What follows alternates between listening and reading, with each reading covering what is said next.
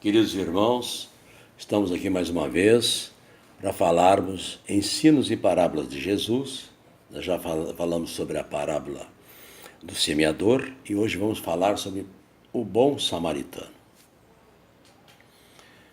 Jesus contou esta parábola a um doutor da lei que lhe havia perguntado: Mestre, que devo fazer para possuir a vida eterna? Jesus lhe respondeu que era necessário amar a Deus de todo o coração, de toda a alma e de todas as forças, e de todo o coração e de todo o entendimento, e também amar ao próximo como a si mesmo. O doutor da lei, apesar da sua sabedoria, perguntou ao divino mestre: E quem é o próximo, mestre? Então Jesus contou a parábola do bom samaritano. Bom Samaritano, está no EAD, Estudo Aprofundado da Doutrina Espírita, no volume 2, parte 1, nas páginas 147 a 155. Ok? Esse livro é o EAD, né? É editado pela FEB. Vocês podem adquirir até em PDF, de repente, pelo Google, ou então adquirir em livrarias, nos centros espíritas, ou no próprio site da FEB, Federação Espírita Brasileira. Caridade vem do latim caritate, amor de Deus e do próximo. Benevolência, bom coração, compaixão, beneficência, esmola. É um termo derivante do latim caritas, que significa afeto, amor, que tem origem no vocábulo grego charis, graça. A caridade pode ser entendida como um sentimento ou uma ação altruísta, de ajuda a alguém sem busca de qualquer recompensa. A prática da caridade é notável indicador de elevação moral e uma das práticas que mais caracterizam a essência boa do ser humano, sendo, em alguns casos, chamada de ajuda humanitária. Termos afins: amor ao próximo, benevolência, indulgência, perdão.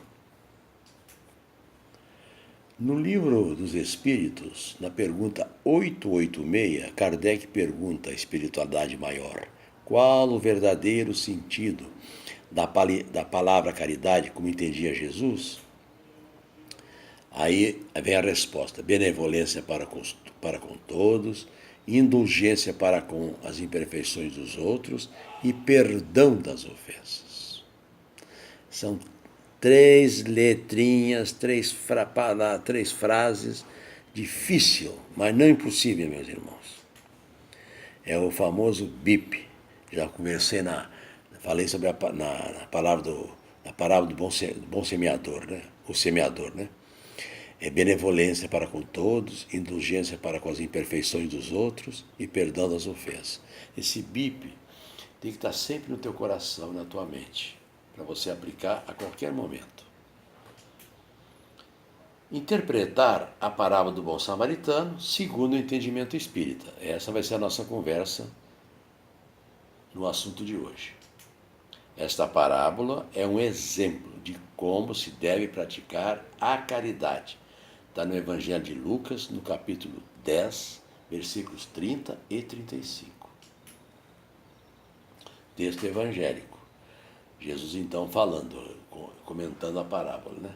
E respondendo Jesus, disse: Descia um homem de Jerusalém para Jericó e caiu nas mãos dos salteadores, os quais o despojaram e, espancando-o, se retiraram, deixando-o meio morto.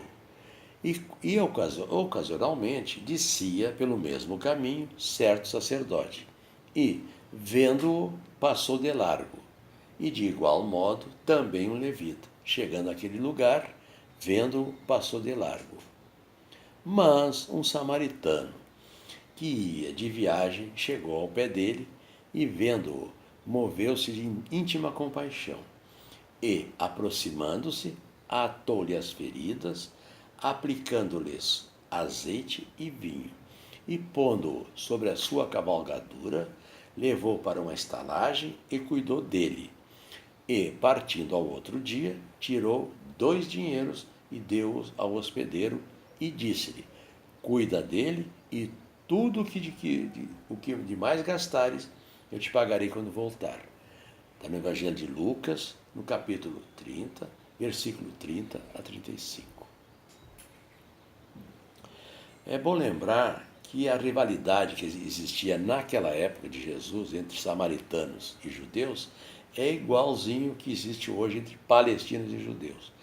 Tanto que a rivalidade era tão grande que eles adoravam a Deus em montes, né, diferentes. Samaritano era no Monte Gerizim, né, que é uma das mais altas montanhas da Cisjordânia, elevando-se a 881 metros, e os judeus no Monte Sião ou Sinai. Você vê o absurdo, né?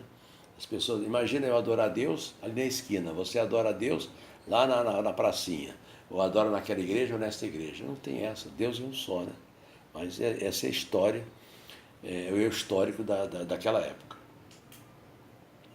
Monte Sião, que é onde os judeus adoravam a Deus, ou o Monte Sinai, também conhecido em hebraico como Monte Horebe, ou em árabe como Jebel Musa, que significa Monte de Moisés, está situado no sul da península do Sinai, no Egito. Esta região é considerada sagrada pelas religiões judaísmo e cristianismo. Ser caridoso é ser profundamente humano. E aquele que nega entendimento ao próximo pode inverter consideráveis fortunas no campo de assistência social, mas terá que iniciar na primeira oportunidade o aprendizado do amor cristão para ser efetivamente útil. Ou seja, meu irmão, se você não praticar caridade nesta existência, você vai ter que fazer nas próximas. Então, já que estamos aqui, estamos com a oportunidade do conhecimento, através do Evangelho do Mestre, vamos praticar. Vamos evoluir espiritualmente. Essa é a nossa missão, esse é o nosso trabalho primordial no plano físico. Está no livro Lázaro Redivivo, de Irmão X, no capítulo 19. A parábola do samaritano não considera, portanto, a caridade apenas como uma das condições para a salvação, mas como condição única. Está no Evangelho segundo o Espiritismo. Fora da caridade não há salvação. Está no livro básico de Allan Kardec, o Evangelho segundo o Espiritismo, capítulo 15, item 3. Fora da caridade não há salvação. Também no Evangelho, falando sobre o capítulo 15, no item 3, está ali inserido: humildade e caridade, eis o que não cessa de recomendar e o de que dá ele, Jesus próprio, o exemplo. Orgulho e egoísmo, eis o que não se cansa de combater e não se limita a recomendar a caridade. Põe-na claramente em termos explícitos como condição absoluta da felicidade futura. E Jesus, enquanto esteve entre nós, só dava exemplo a todo instante da prática da caridade. Basta ler e estudar os evangelhos. E para isso nós temos uma ferramenta maravilhosa, que é a nossa renovação mental. É onde nós precisamos realmente evoluir, através da nossa reforma íntima, ok? Reforma íntima, meus irmãos. A reforma íntima, ela tem que ser praticada todo santo dia, a todo instante. A gente não faz a reforma de hoje para amanhã. No Evangelho segundo o Espiritismo, está no capítulo 15, fora da caridade não há salvação, o que precisa o espírito para se salvar, a parábola do bom samaritano, necessidade da caridade segundo São Paulo, fora da caridade da verdade não há salvação, instruções dos espíritos. E mais uma vez, no capítulo 15, eles falam e reiteram: fora da caridade não há salvação. E como eu falei há pouco, a reforma íntima é uma ferramenta que nós temos, e os espíritos superiores e constantemente estão nos recomendando esta prática da reforma íntima. Não é feita de hoje para amanhã. Ela é pausadamente, mas ela tem que ser feita. Toda a moral de Jesus se resume na caridade e na humildade, isto é, nas duas virtudes contrárias ao egoísmo e ao orgulho. Em todos os seus ensinos, ele aponta essas duas virtudes e não se limita a recomendar a caridade. Põe claramente em termos explícitos como condição absoluta da felicidade. É na prática da caridade que nós evoluímos. Nem sempre é possível ajudar na posição em que nos encontramos. Daí ser necessário descer aos locais de sofrimento maior, dos desequilíbrios mais intensos, a fim de cooperar com eficiência. Aliás, o processo evolutivo se dá pela subida, caracterizada pela apreensão de conhecimento, e também pela descida aos núcleos de necessidade e dor, a fim de que sejam operacionalizadas as propostas de amor que já visitam o nosso entendimento. Que a partir do momento que você toma conhecimento da doutrina espírita, que Jesus já nos recomenda, e recomendava há mais de 2000 anos, e as entidades superiores vêm nos recomendando até os dias de hoje, nós temos que sair do nosso casulo, digamos assim, e enfrentarmos certas situações sem nos prejudicarmos espiritualmente falando, mas para praticar caridade, que pode ser em presídios, orfanatos, unidades hospitalares, asilos, sanatórios, enfim. O que não falta é trabalho, basta você procurar.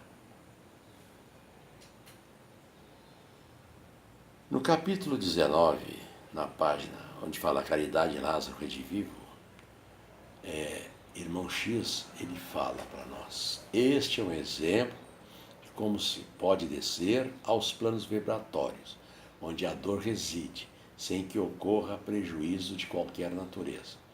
Descer a serviço do bem é programa de aprendizado e de trabalho. Os benfeitores espirituais fazem isso frequentemente.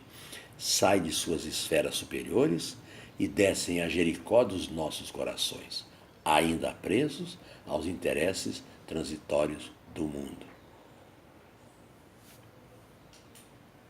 Sendo assim, aconselha Emmanuel, desce elevando aqueles que te comungam a convivência, para que a vida em torno suba igualmente de nível.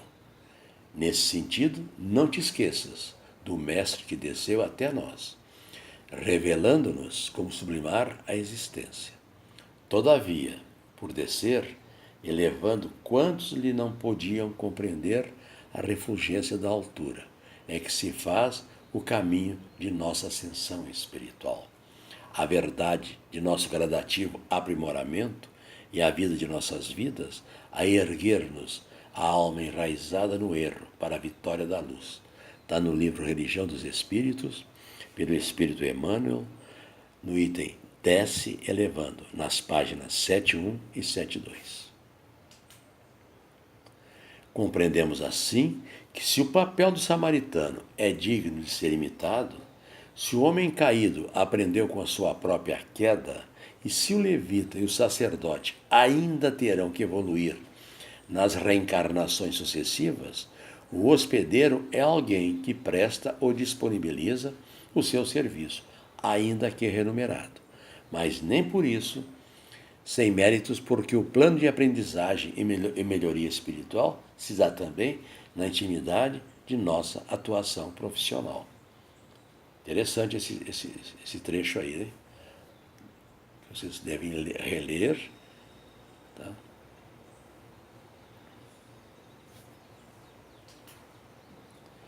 Jesus nos mostra, assim, que a verdadeira caridade só é praticada quando nos compadecemos dos que sofrem. Todos os benefícios que o samaritano produziu ao ferido, atar-lhe as feridas, levá-lo a uma hospedaria e garantir-lhe os cuidados suplementares para o restabelecimento da saúde, foram um gesto de bondade desencadeados pela compaixão. O irmão X, Humberto de Campos, nos transmite informações sobre as personagens dessa parábola. Segundo aprendi, o homem que descia de Jerusalém para Jericó, no episódio do Bom Samaritano, ao cair em poder dos ladrões que o deixaram semi-morto, apelou em prece muda para a bondade de Deus. Compadecido, o todo misericordioso expediu sem detença um mensageiro, que naturalmente carecia de instrumento humano a fim de expressar-se. O preposto da providência colocou-se ao lado da vítima, aguardando ansiosamente a chegada de alguém que se dispusesse a colaborar com ele no piedoso mistério. Justamente um sacerdote de grande ciência nas Escrituras, educado nos princípios do amor a Deus sobre todas as coisas e ao próximo como a si mesmo, foi o primeiro a aproximar-se. O encarregado da bênção tentou induzi-lo à benevolência. Todavia, o titular da fé, receando atrapalhações, tratou de estugar o passo e seguir adiante.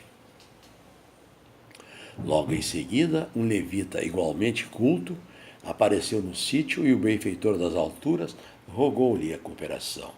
Debalde, porque o zelador da lei, temendo complicar-se, negou-se a considerar o pedido mental, afastando-se rápido. Mas um samaritano desconhecido, que viajava sem qualquer rótulo que lhe honorificasse a presença, ao passar ali, assinalou no coração a rogativa que o emissário divino lhe endereçava e, deixando-se tomar por súbita compaixão, passou junto dele ao trabalho da assistência imediata. Limpou o infeliz, estancou-lhe o sangue das feridas e, logo após, acomodando-o no cavalo, conduziu-o a uma hospedaria e cuidou dele. No dia seguinte, desembolsou o dinheiro necessário, pagou-lhe a estalagem e, antes de partir, responsabilizou-se de modo espontâneo por todas as despesas que viessem a ocorrer no tratamento exigido, correspondendo eficientemente à expectativa do enviado, que viera praticar a beneficência em nome de Deus. Está nos livros Cartas e Crônicas, do irmão X, no capítulo 15, Auxílio do Senhor, na página 70 a 71. A palavra caridade, meus irmãos, é uma palavra sublime, que resume todas as virtudes. És tu que deves conduzir os povos à felicidade. Ao praticar-te, eles estarão semeando infinitas alegrias para o próprio futuro. E durante o seu exílio na terra, serás para eles a consolação, o antegozo das alegrias, que mais tarde desfrutarão, quando todos reunidos se abraçarem no seio de Deus, de amor. Foste tu, caridade, virtude divina, que me proporcionastes os únicos momentos de felicidade que gozei na terra. Possam os meus irmãos encarnados crer na voz do amigo que lhes fala e lhe diz: é na caridade que deveis procurar a paz no coração. Está inserido na Revista Espírita por São Vicente de Paula, em Paris, em 1858. Que maravilha de mensagem que o nosso querido Vicente de Paula, São Vicente de Paula, nos deixou para que nós possamos fazer uma reflexão e refletir muito sobre. Recomendação de Emmanuel, né? Fora da caridade não há transformação. Quer dizer, não só Jesus afirma, mas como todos os mensageiros, particularmente Emmanuel, que eu gosto muito dessa frase. Fora da caridade não há transformação. A parábola do bom samaritano é uma lição preciosa que merece ser refletida e aplicada no nosso dia a dia. No livro Ação e Reação, no capítulo 7, na página 82, o mentor Sâncio nos fala: quanto mais amplitude em nossos conhecimentos, mais responsabilidade em nossas ações. Ou seja, a partir do momento, meu irmão, minha irmã, você tem conhecimento dos evangelhos do Evangelho de Jesus, através da doutrina espírita, amplia as tuas responsabilidades nas tuas atitudes, nos teus pensamentos e nas tuas ações. Também uma boa referência para você ler, tá? Está no capítulo 7, na página 82, do nosso querido mentor Anzio. Esse livro é do André Luiz, tá? No capítulo 16, no item 8, também dá um detalhe ali: a origem do mal reside no egoísmo e no orgulho. Os abusos de toda espécie cessarão quando os homens se regerem pela lei da caridade. Então, egoísmo e orgulho não pertencem a nós. O Evangelho de Jesus, meus irmãos, é a dádiva suprema do céu para a redenção do homem espiritual, em marcha para o amor e sabedoria universais. O Evangelho é o roteiro para a ascensão de todos os espíritos em luta. O aprendizado na Terra é o caminho para os planos superiores do ilimitado.